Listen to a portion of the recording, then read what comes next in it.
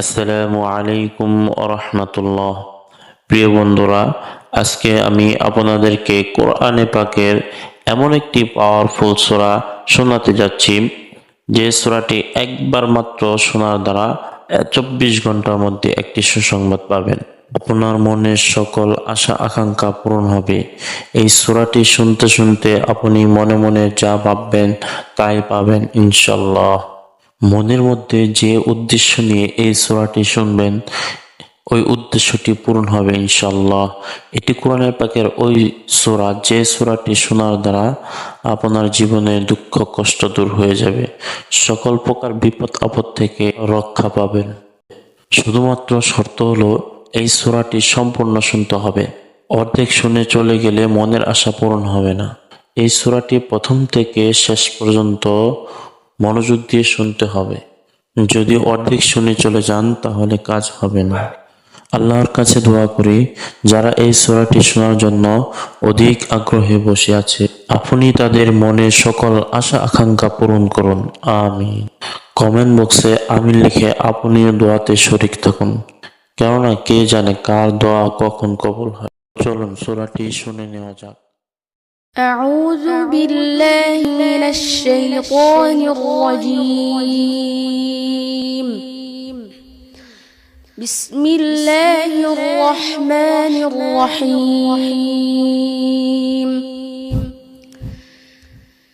إذا السماء انفطرت وإذا الكواكب انتثرت وإذا البحار فجرت وإذا القبور بعثرت علمت نفس ما قدمت وأخرت. يا أيها الإنسان ما غرك بربك الكريم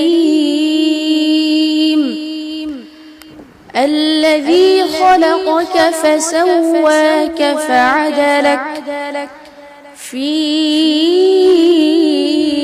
أي صورة ما شاء ركبك. كلا بل تكذبون بالدين وإن عليكم لحافظين كراما كاتبين يعلمون ما تفعلون. إن الأبرار لفي نعيم وإن الفجار لفي جحيم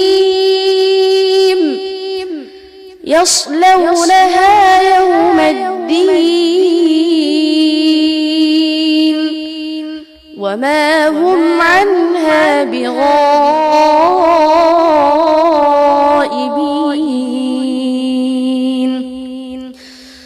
وما أدراك ما يوم الدين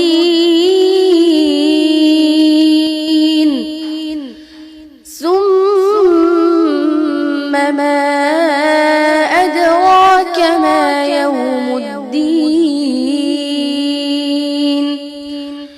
يوم لا تملك نفس لنفس شيئا والأمر يومئذ لله. صدق الله العظيم.